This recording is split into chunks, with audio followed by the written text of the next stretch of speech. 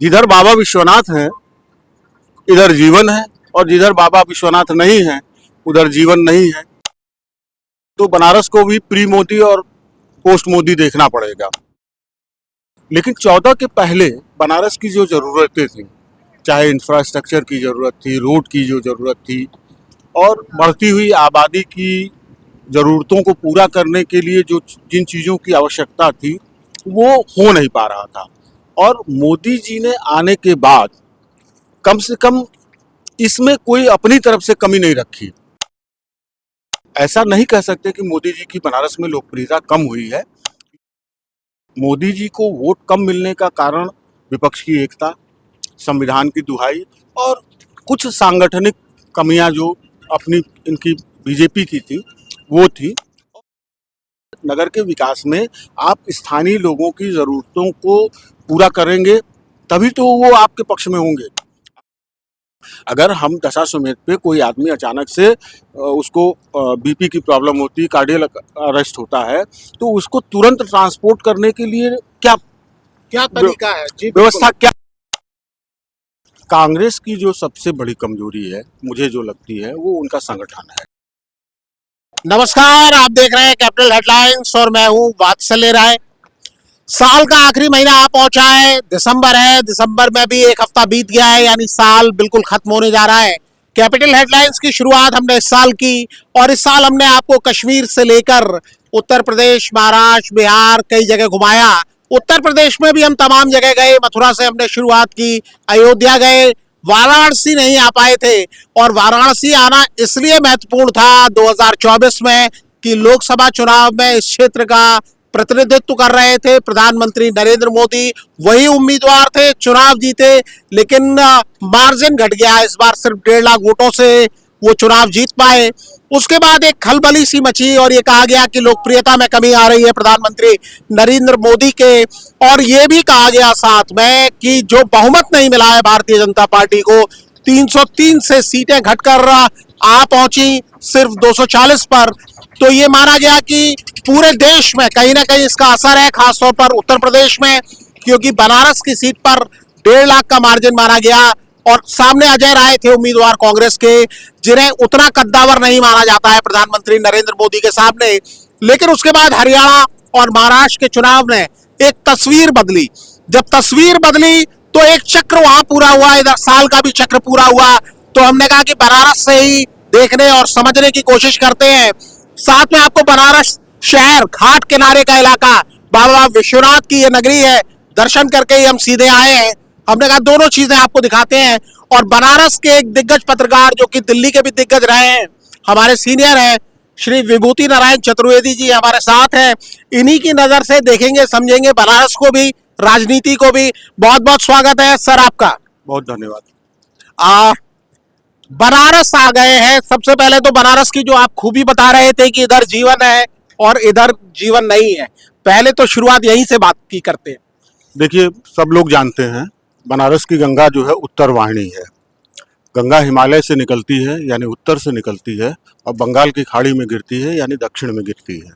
लेकिन बनारस की जियोग्राफी कुछ ऐसी है कि यहाँ गंगा जो है उत्तर की तरफ जा रही है, इसलिए उत्तर वाहिनी गंगा है। बाकी सब आप अपनी निगाहों से देख रहे हैं। देखिए, हम लोग जो है गंगा के प्रवाह की दिशा में हैं, माने उत्तर से दक्षिण की तरफ चल रहे हैं। और ये हम लोगों के बाएं तरफ ये काशी बसा हुआ है। और देखिए जीवन और जीवंतता, लोग डुबकी लगा रहे हैं, घूम रहे हैं, नाव में घूम रहे हैं।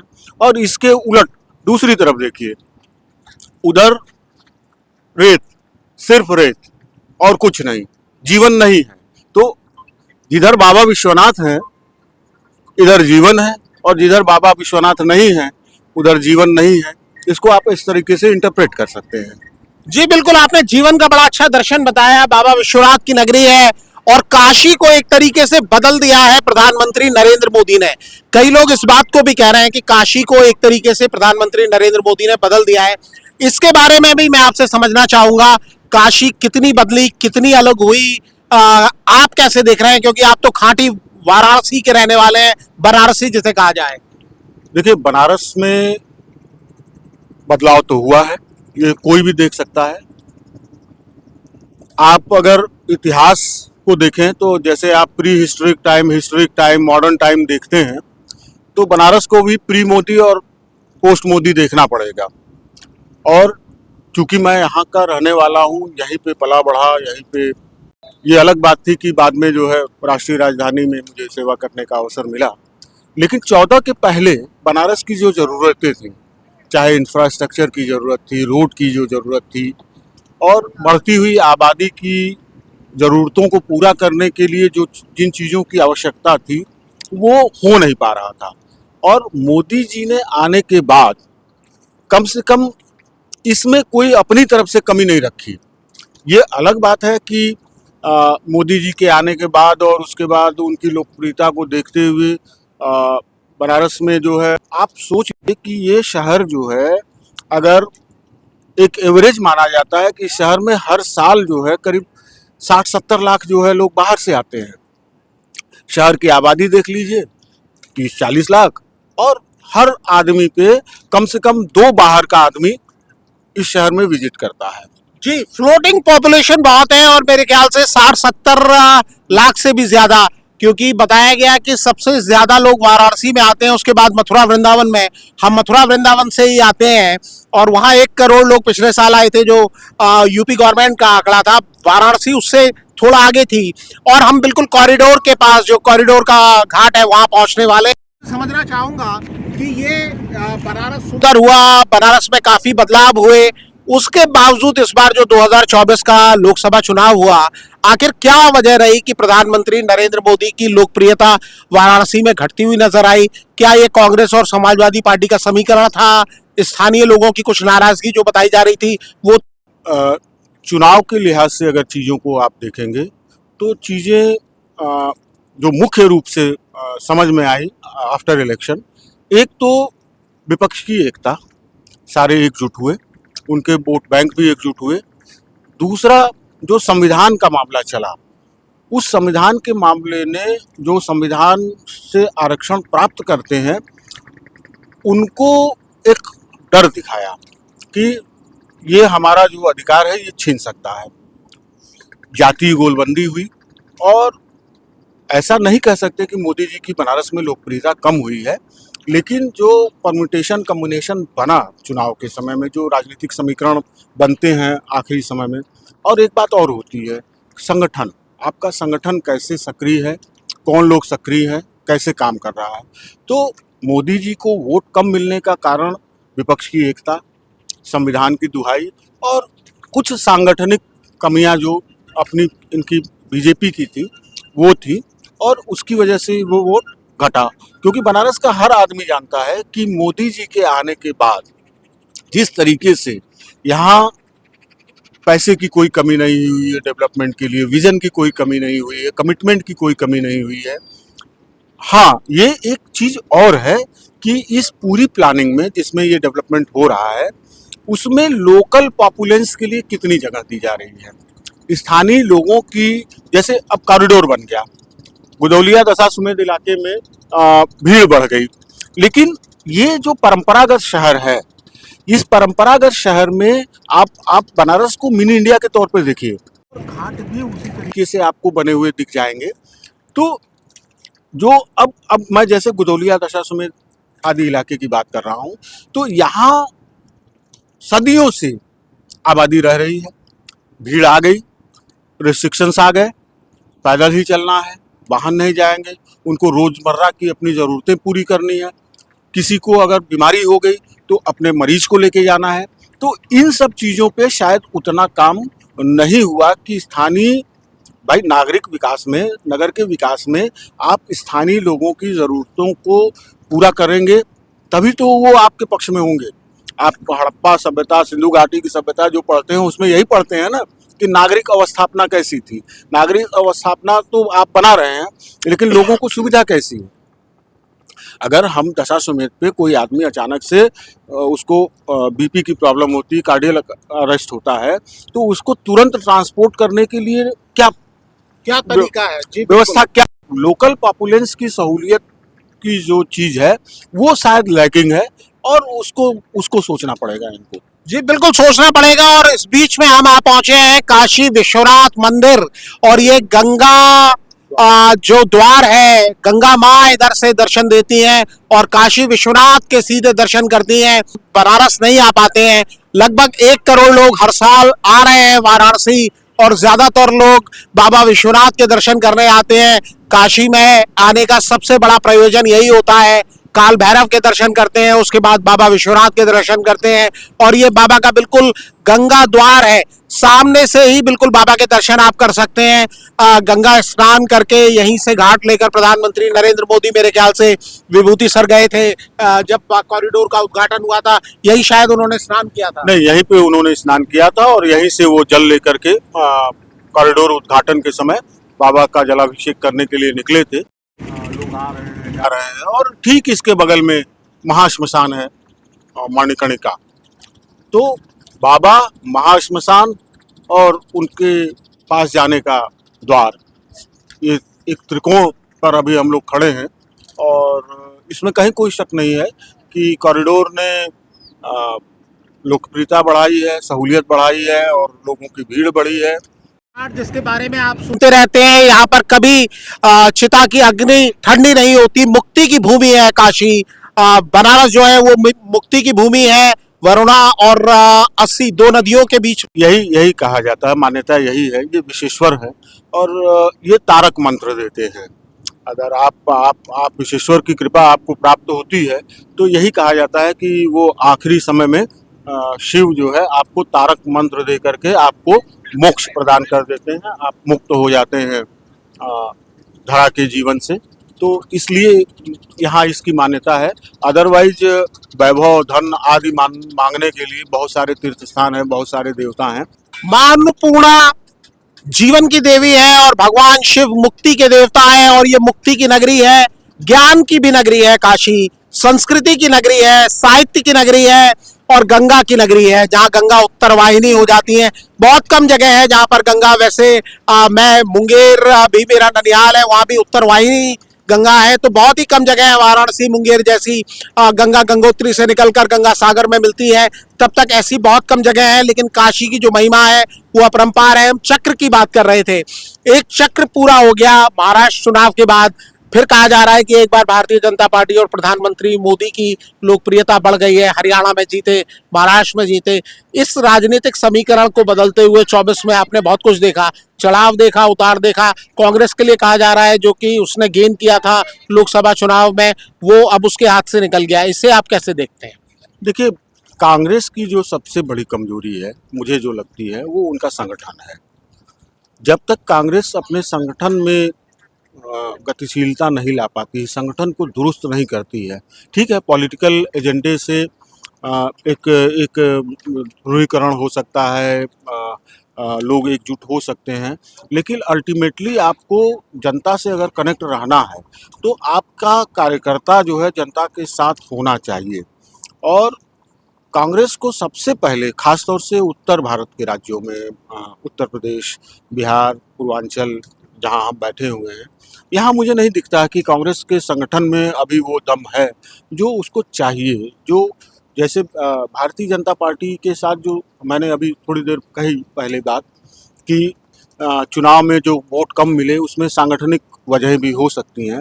तो किसी भी राजनीतिक दल के संगठन में अगर थोड़ी भी लचरता आएगी तो उसका असर दिखता है। और क्योंकि सत्ता से लंबे समय से दूरी है तो उस तरीके से आकर्षण नहीं है, और आकर्षण नहीं है तो उस तरह से जुड़ाव नहीं है लोगों का।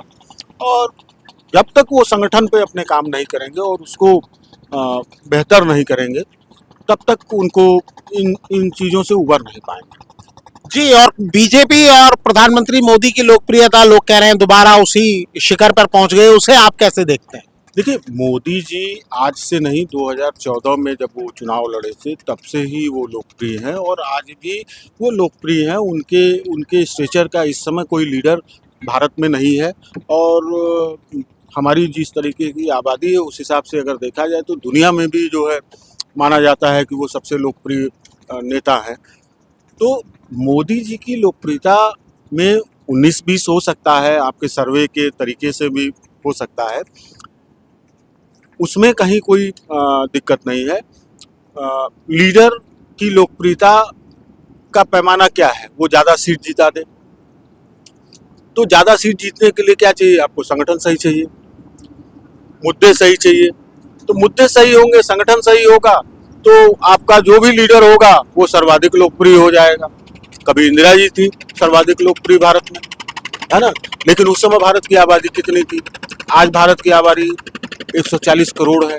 तो लोकप्रियता पर क्षणिक असर होता है, लेकिन अभी भी मोदी जी के बराबरी का कोई और नेता नहीं है जो उनको कह सके कि नहीं उनसे ज्यादा मैं लोकप्रिय हूँ।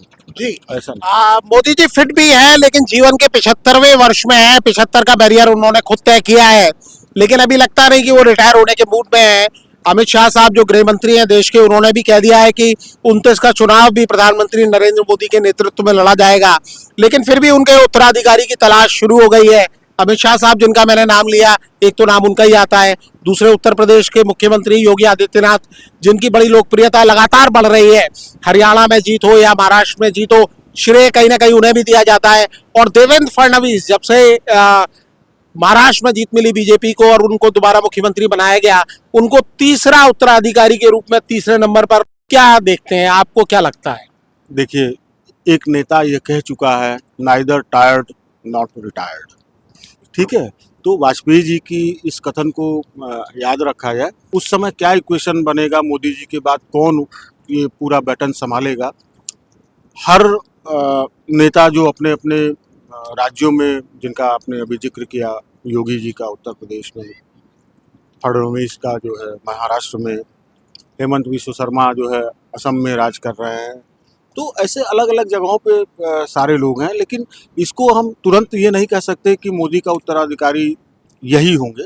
वो एक जटिल प्रक्रिया है और जो सांगठनिक स्तर पे चलती है, और उसमें बीजेपी में बहुत सारे अनुषांगिक संगठन हैं, उनका एक पितृ संगठन है, और इन सारी चीज़ों को मिला करके वो चीज़ें तय होती हैं। तो ये कहना कि मोदी जी के उत्तराधिकारी प्रमुख व्यक्ति हैं अभी फिलहाल जब तक वो हैं, ये जल्दबाजी होगी और इस पे केवल अटकलबाजी होगी। और आप किसी को भी कह दीजिए कि फलाने मोदी जी के उत्तराधिकारी हैं, और जब तक नया उत्तराधिकारी नहीं चुना जाता आपकी खबर रहेगी वैलिड। नहीं, बनारस तो अटकलों का शहर है। गंगा के पानी की तरह अटकलें भी यहाँ बहती हैं। तो लोग यहाँ पर बैठकर इन घाटों के किनारे, इन छतरियों के नीचे, और वो हमने जगह भी दिखाई रास्ते में जहाँ आरती होती है, छतरियां वो लगी हुई हैं, बड़ी आइकॉनिक जगह है। तो आपके हिसाब से अगर पूछा जाए कि हाल फिलहाल अगर आपको कोई लगता है, कोई ऐसा नेता जो लगता है कि नंबर 2 है, तो वो कौन है? देखिए, नंबर 2 संवैधानिक रूप से प्रधानमंत्री अपने काउंसिल बनाता है, तो प्रधानमंत्री है, बाकी सब उसके नीचे है। नंबर 2 जैसी कोई चीज़ होती नहीं है संविधान में। अब राज्यों में डिप्टी सीएम बनाए जा रहे हैं, लेकिन अभी तक मेरे सामने कोई ऐसा रेफरेंस नहीं आया है कि उसका कोई संवैधानिक दर्जा प्राप्त है। तो नंबर 2 सब हैं, जब तक वो बन नहीं जाते हैं सब नंबर 2 जब है। तक ऐलान ना हो जाए तब तक तब वो तक नंबर सभी 2 है। तो गंगा के लहरों के साथ नाव में आप देख रहे होंगे कि यहाँ पर कुछ स्टीमर वाली नाव भी चल रही है, मतलब जिनमें जनरेटर्स लगे हुए हैं, कुछ सीएनजी वाली नाव भी है, बड़े स्टीमर भी पीछे चल रहे हैं। आप देख सकते हैं पीछे क्रूज भी है जिसमें बैठने के लिए लोग आते हैं काफी। मैं रिक्वेस्ट करूंगा कि उधर क्रूज दिखा दें हमारे साथी। ये गंगा, ये बनारस, ये धूप, ये दिसंबर का महीना, ये खूबसूरती आपको बनारस में ही मिलेगी। और बनारस की सुबह ही मशहूर है। हम लोग सुबह से यहाँ घूम रहे हैं। अब थोड़ा थोड़ा दोपहर का समय हो गया है और हमारे जो नाव चालक हैं ये भी बड़ा मुस्कुराते हुए और खुश होते हुए हमें यहाँ घुमा रहे हैं।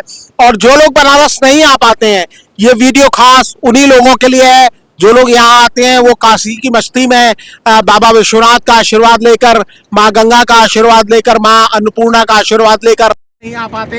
उनके लिए ये वीडियो खास तौर पर है कि आप यहाँ से गंगा के दर्शन कर सकें, काशी विश्वनाथ के दर्शन कर सकें। और यहाँ जो लगातार घाट बने हुए, मेरे ख्याल से 80 घाट हैं विभूति भैया। कितने घाट हैं यहाँ? नहीं, देखिए, अब नए घाट भी जुड़ गए। पहले ये कहा जाता था कि 80 और वरुणा के उसकी वजह से 80 और बड़ुआ की वजह से वाराणसी है, तो लोग 80 घाट, कोई 84 घाट कहता था। अब तो नए घाट भी बन गए, एक आपका संत रविदास घाट बन गया, अब सामने घाट पर भी घाट बन गए हैं। तो घाटों की संख्या अब मोर देन 80 है, 85-86 घाट हो गए होंगे।